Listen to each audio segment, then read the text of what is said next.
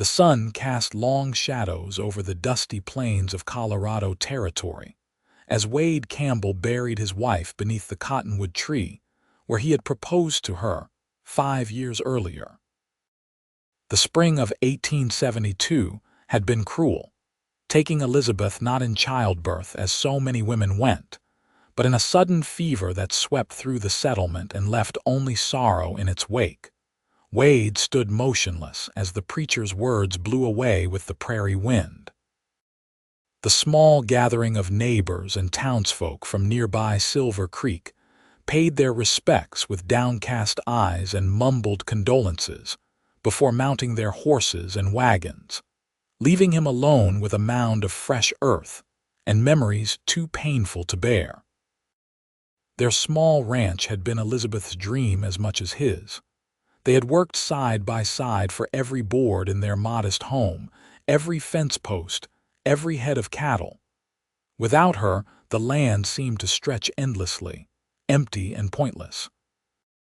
That evening, Wade sat on the porch steps, a tin cup of whiskey in his hand, staring at the setting sun painting the mountains purple and gold. Inside the cabin, silence hung heavy where Elizabeth's laughter had once filled every corner. "I don't know how to do this without you," he whispered to the gathering darkness. The next morning, Wade rose before dawn, moving through his chores mechanically. Feeding the chickens Elizabeth had insisted on keeping, milking the cow she had named Daisy, mending fence lines that seemed pointless to maintain. What was he protecting now that she was gone? Days bled into weeks. Spring bloomed across the valley in an explosion of wildflowers that Elizabeth would have gathered by armfuls. Wade ignored them. He worked from dawn until exhaustion claimed him, hoping for dreamless sleep, but her face haunted him nightly. By early June, the ranch had begun to show signs of neglect. Wade hadn't bothered to plant a garden. The windows remained shuttered against the sunlight. Neighbors occasionally rode by with food and concern, but Wade's terse responses gradually discouraged visitors. Sheriff Thomas Miller finally intervened after nearly a month of Wade's self-imposed isolation. "You can't keep going like this, Wade," the sheriff said, dismounting in the yard one afternoon. "Elizabeth wouldn't want—" "Don't tell me what she would want," Wade snapped, tossing feed to the chickens with more force than necessary. "She's dead." The older man sighed, removing his hat. "There's a cattle drive heading to Kansas next week. Magnus is short-handed. Could use a man with your skills." Wade paused. The thought of leaving the ranch, of escaping the memories that haunted every corner of the property, tempted him. Yet abandoning the home he'd built with Elizabeth felt like betraying her memory. "I can have my boy check on your place," Sheriff Miller added. "Just something to consider." 3 days later, Wade packed a small bag, locked the cabin door, and rode east with 30 other men and 2,000 cattle. The open trail offered no comfort, but the physical demands of the drive left little energy for grief. He spoke only when necessary, ate without tasting, and slept dreamlessly, exhausted from hours in the saddle. When the drive ended in Abilene 6 weeks later, Wade collected his pay and stared at the bustling cattle town, unsure of his next move. Return to the empty ranch. Drink himself senseless in a saloon. Find another cattle drive heading anywhere but home. He found himself in a crowded saloon that night, nursing a whiskey when a bar fight erupted. Wade had nearly finished his drink when a chair splintered against the wall beside him. Before he could move, a brawny miner slammed into him, spilling his whiskey and dragging him into the melee. Something snapped in Wade.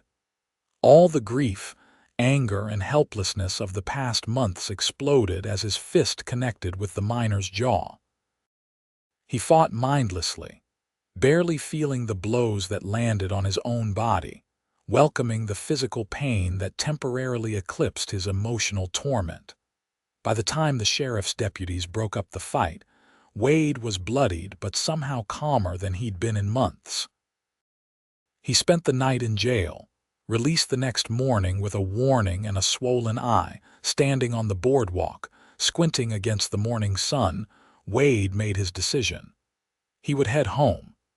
Elizabeth wouldn't recognize the man he was becoming, and that thought troubled him more than his grief. The journey back to Colorado Territory took nearly a month. Wade joined a freight wagon for part of the trip, rode with a mail carrier for another stretch, and spent days alone on horseback crossing the vast plains. With each mile, the weight on his chest seemed to lighten incrementally. The memories remained, but thinking of Elizabeth brought fleeting moments of warmth rather than just stabbing pain. It was early September when Wade crested the final hill and saw his ranch in the valley below. The grass had grown tall around the cabin. Fence posts leaned at precarious angles. But it was home, and for the first time since Elizabeth's death, Wade felt a fragile sense of purpose. He would rebuild, not because Elizabeth would have wanted it, but because he needed something to fill the hollow spaces inside himself. The autumn months passed in a flurry of long, neglected tasks. Wade repaired the roof before winter rains began. He split and stacked enough firewood for the cold months ahead. He traded with neighbors for supplies, slowly re-establishing connections he had severed in his grief. October brought early snow flurries that melted by noon. Wade was returning from Silver Creek with supplies when he noticed smoke rising from a small camp just off the main trail. Travelers weren't uncommon, but winter's approach made the sight unusual. Curiosity drew him closer. A small covered wagon sat beside a carefully tended fire. A chestnut mare grazed nearby, and a woman knelt by the flames, stirring something in a pot. A child of perhaps 4 or 5 years played with sticks and pebbles nearby. "Hello, the camp," Wade called, keeping a respectful distance. The woman stood quickly, her hand moving to her side where Wade suspected she kept a pistol. "Just passing by," he added, raising his hands slightly. "Saw your fire. Winter's coming on fast. Not the best time to be camping in these parts." The woman relaxed slightly. She was younger than he'd initially thought, perhaps 25, with auburn hair escaping from beneath a practical bonnet. Her dress was travel-worn but clean, her posture straight despite obvious weariness. "We're heading to Oregon," she said. "Got a late start." Wade glanced at the small wagon, the single horse, the child. "Oregon's a long way, and the mountain passes will be snowed in within weeks." The woman's shoulders stiffened. "We'll manage."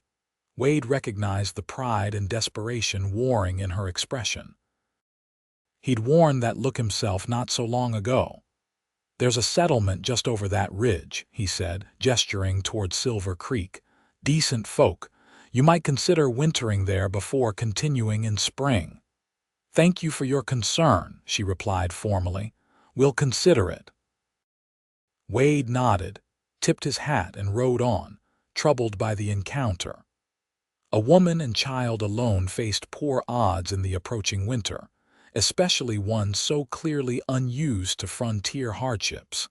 That night, as wind rattled the cabin windows, Wade found himself thinking of the travelers. Elizabeth would have insisted they offer shelter. The thought made him smile faintly, the first real smile in months.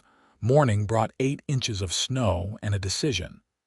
Wade saddled his horse and rode to where he'd seen the camp. The wagon remained, but the canvas covering had partially collapsed under the snow's weight. No smoke rose from the fire pit. Wade approached cautiously, calling out. A weak voice answered from inside the wagon. He found the woman shivering beneath blankets with the child huddled against her.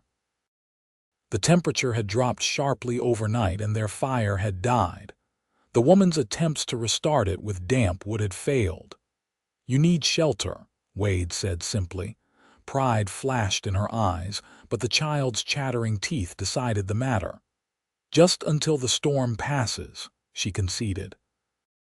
Wade helped them pack essential belongings into his saddlebags. The woman, who introduced herself as Grace Newton, insisted on harnessing her mare to follow them. The child, a boy named Thomas, rode with Wade, small arms wrapped trustingly around his waist. At the ranch, Wade built up the fire and prepared hot coffee while Grace changed into dry clothes. Thomas watched Wade with solemn brown eyes, clutching a carved wooden horse. "Are you a real cowboy?"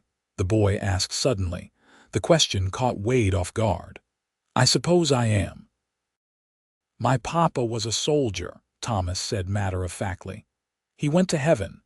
Grace emerged from the bedroom, her face flushing. "Thomas, don't bother Mr. Campbell. He's no bother," Wade replied, surprising himself with the realization that it was true. Grace explained their circumstances over the simple meal Wade prepared. Her husband, a Union officer stationed in Kansas, had died of typhoid the previous year.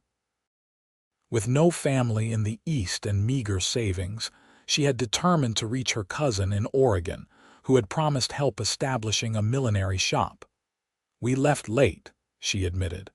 "The farm took longer to sell than expected." Her hands twisted nervously in her lap. "I thought we could make it before winter." "The pass west of here is already closed," Wade told her gently. "Even the stagecoach won't attempt it until April, sometimes May." Grace's face fell. "We can't impose on your hospitality that long." "Silver Creek has a small boarding house," Wade suggested. "Or—" He hesitated, then continued awkwardly, "This place has a spare room. Elizabeth, my wife, she fixed it up for guests. Never had many, but it's there." "Your wife won't mind?" Grace asked. The question hit Wade like a physical blow. "She died last spring." Understanding and sympathy filled Grace's eyes. "I'm sorry." They settled into an uneasy arrangement. Grace and Thomas would stay until the weather cleared enough for them to reach Silver Creek, where they would find lodging for the winter. 2 days stretched to 4 as snow continued falling. Wade found himself rising earlier, taking more care with meals, and speaking more than he had in months. Thomas followed him around during chores, asking endless questions that Wade answered with increasing patience. Grace insisted on cooking and cleaning to earn their keep, filling the cabin with the scents of fresh bread and stew. On the 5th day, the snow stopped and the sun emerged. Wade knew he should harness the wagon and take them to town as agreed. Instead, he found himself offering an alternative. "Winter's just starting," he said over breakfast. "Town's crowded this time of year with miners coming down from the high country. Boarding house prices go up." He cleared his throat. "You're welcome to stay here. The room's just sitting empty." Grace studied him. "Why would you do that?" Wade struggled to articulate his reasons. "Been alone too long, I guess. House needs a woman's touch, and the boy." He glanced at Thomas, who was carefully arranging dried beans in patterns on the table. "He's good company." "I can't pay much," Grace warned. "Don't need money." "Could use help around the place, though, and company through the winter months." Grace considered the offer. "Until spring," she said finally, "when the pass is open." Wade nodded, ignoring the strange disappointment her words triggered. Until spring. November brought routine. Wade tended the livestock and hunting, while Grace transformed the neglected cabin into a home again. She cleaned windows that had remained shuttered since Elizabeth's death, letting sunlight stream across wooden floors. She repurposed Elizabeth's fabric scraps into new curtains and quilts, asking Wade's permission first with careful sensitivity. Thomas attached himself to Wade, absorbing everything from how to feed chickens to the names of distant mountains. His innocent questions sometimes pierced Wade's carefully constructed defenses. "Were you sad when your wife went to heaven?" the boy asked one evening as Wade whittled a new wooden horse for him, Wade's hands stilled. Very sad. Mama cried every night when Papa died, Thomas confided. But she doesn't cry so much anymore. That's good, Wade said softly. The crying stops eventually. You still miss her. Wade looked across the room where Grace sat mending by lamplight, her head bent over her work. Yes, but it hurts less now. December transformed the valley into a pristine landscape of white. Christmas approached, bringing memories of holidays past that Wade had planned to ignore. Grace had other ideas. Thomas has never had a proper Christmas tree, she announced one morning. Is there a pine we could cut? Wade found himself trudging through snow with Thomas on his shoulders, searching for the perfect tree. The boy's excitement was contagious, and Wade caught himself smiling more frequently, particularly when Grace wasn't looking. They decorated the tree with strings of dried berries, paper ornaments Grace created, and a star Wade carved from pine. On Christmas Eve, Wade presented Thomas with a hand-carved set of farm animals and Grace with a silver hair comb he'd purchased on his last trip to Silver Creek. Grace's eyes widened at the gift. Wade, I can't, please, he interrupted. Elizabeth would have wanted someone to use it. Grace's gift to him was a knitted scarf, the wool dyed deep blue with berries she'd preserved. For when you ride to check the cattle, she explained, her cheeks flushed. That night, after Thomas had fallen asleep waiting for Santa Claus, Wade and Grace sat before the fire, sharing the last of a bottle of blackberry wine Sheriff Miller had brought by earlier in the week. I never thanked you properly, Grace said softly, for taking us in. Wade stared into the flames. You've brought life back to this place. Should be me thanking you. Grace was quiet for a moment. Do you want to tell me about her? Elizabeth? The question might have wounded him months earlier. Now, Wade found himself speaking about Elizabeth with bittersweet fondness, her determination to plant flowers around the cabin, her terrible singing voice, the way she'd loved thunderstorms. Grace listened, occasionally sharing memories of her own husband, John. The evening deepened around them, and when Grace finally stood to retire, she hesitated, then leaned down and kissed Wade's cheek. Merry Christmas, Wade Campbell. The gesture left him speechless, his skin burning where her lips had touched. January brought the coldest temperatures in years. Wade moved the most vulnerable livestock into the barn and spent hours chopping wood to keep the cabin warm. Grace tried teaching Thomas his letters, using the Bible as their only textbook. One blizzard kept Wade snowbound for 2 days. When he finally reached home, half frozen and exhausted, Grace met him at the door with such evident relief that something shifted between them. Neither acknowledged it, but the evening meal was filled with glances quickly averted when the other looked up. February thaw brought mud and the first hints of spring. Wade began preparations for planting, aware that Grace and Thomas would soon continue their journey. The thought left him hollow. One evening, Grace mentioned Oregon, discussing the route they would take when the passes cleared. You could stay, Wade blurted, surprising himself. Here, I mean. Grace looked up from her mending, her expression unreadable. Why would we do that? Wade struggled for words. Thomas likes it here. He's learning to ride, and you seem comfortable. Comfort isn't everything, Grace replied, but her voice held uncertainty. What's in Oregon that isn't here? Wade pressed. Your cousin, you said yourself you barely know her. A fresh start, Grace said. Independence. You could have that here. Silver Creek needs a dressmaker. You're skilled with a needle. Grace set her sewing aside. Wade, what are you really asking? The question hung between them. Wade knew what he wanted to say but feared the words. He'd buried one wife. The thought of caring for another terrified him. Just think about it, he said finally, and retreated outside to check on the horses. March brought the first tentative crocuses pushing through melting snow. Wade rode to Silver Creek for supplies and returned with news that the western passes would likely open by mid-April. Grace received the information with a complicated expression that Wade couldn't interpret. That night, Thomas asked innocently at dinner, "When we go to Oregon, can Wade come too?" Grace nearly dropped her fork. "Thomas, Mr. Campbell has his ranch to tend." "But I don't want to leave," the boy insisted, his lower lip trembling. "Wade is my friend." "Thomas," Grace warned, but the damage was done. After putting Thomas to bed, Grace found Wade on the porch, staring at the star-filled sky. "I'm sorry about Thomas," she said, wrapping a shawl around her shoulders against the night chill. "He's grown attached to you." "I've grown attached to him too," Wade admitted. He hesitated, then added quietly, "to both of you." Grace leaned against the porch railing. "When John died, I promised myself I wouldn't depend on anyone again." "Is that what staying would mean? Dependence, wouldn't it?" Wade turned to face her. "Not if it was a partnership, like I had with Elizabeth." Grace's breath caught.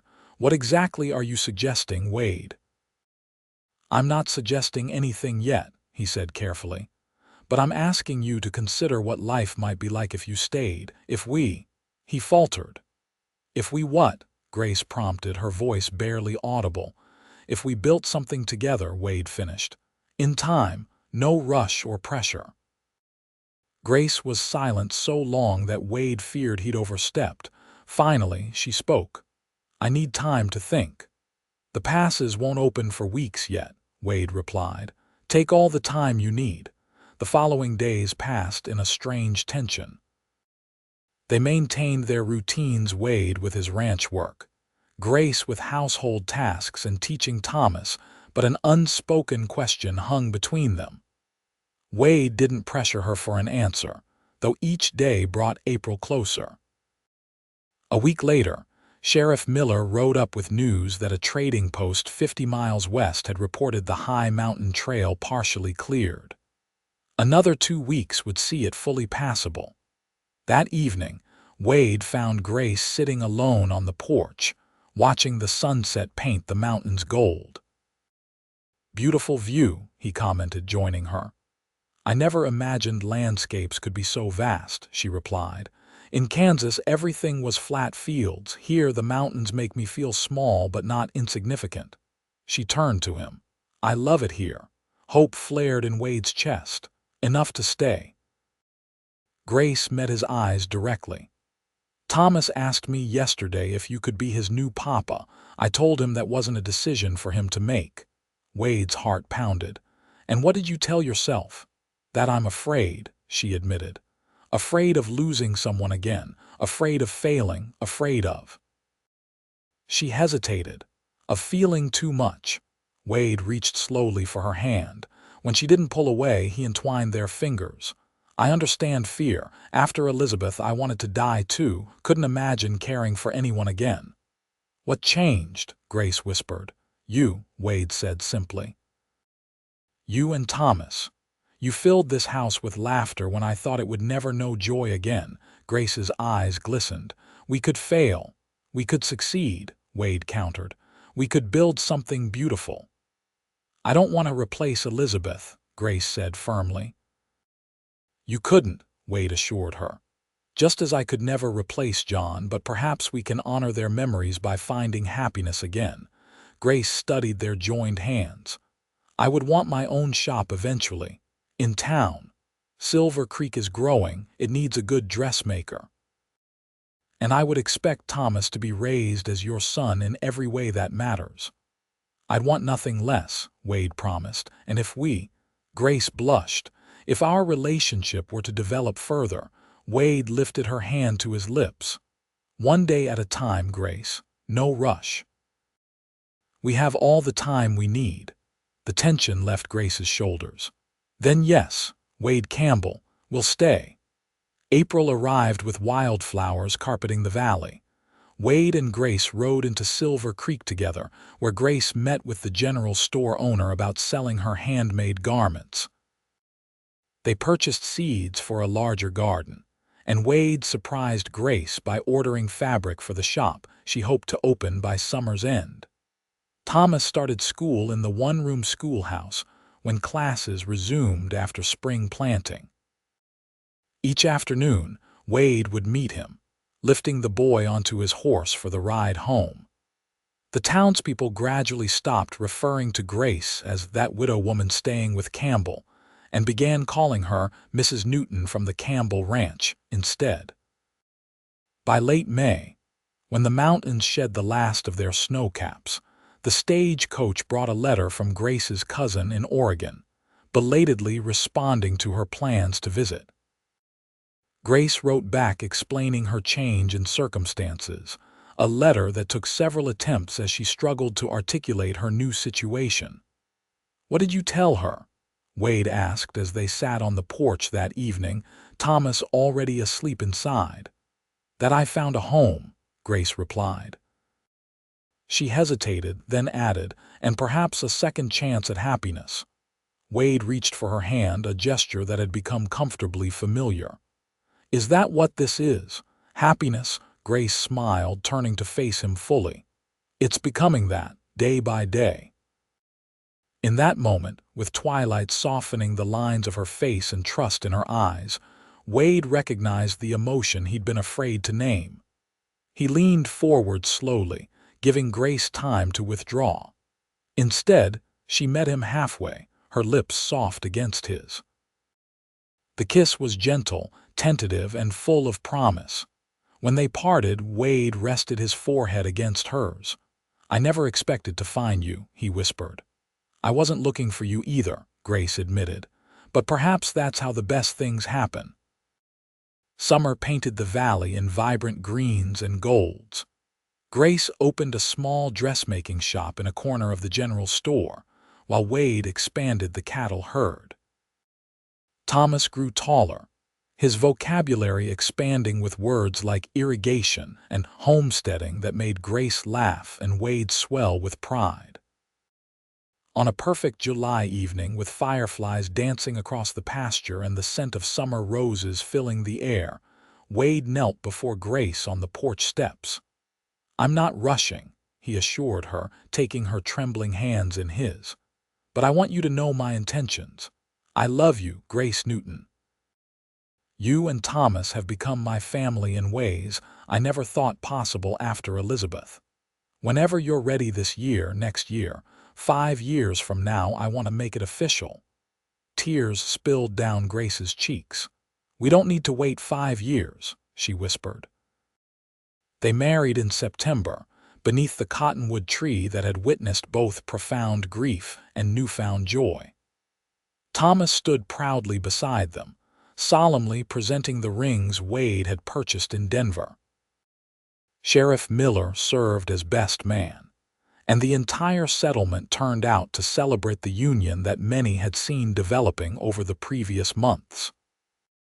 That evening, after the festivities ended and Thomas finally surrendered to sleep, Wade and Grace stood on the porch of what was now truly their home. "No regrets?" Wade asked, his arm around her waist. Grace leaned against him, watching as the first star appeared in the darkening sky. "Only gratitude, for the snowstorm that stranded us here, for your kindness, for second chances." Wade pulled her closer. "Elizabeth used to say everything happens for a reason, even the painful things. I didn't believe her then. And now?" Grace asked. "Now I think perhaps she was right." He kissed Grace's forehead. "I will always carry her in my heart, just as you carry John. And we carry each other forward," Grace finished, turning in his arms. As their lips met beneath the vast Colorado sky, Wade Campbell knew with absolute certainty that his heart, once shattered by spring's cruel hand, had been made whole again by winter's unexpected gift of laughter and love.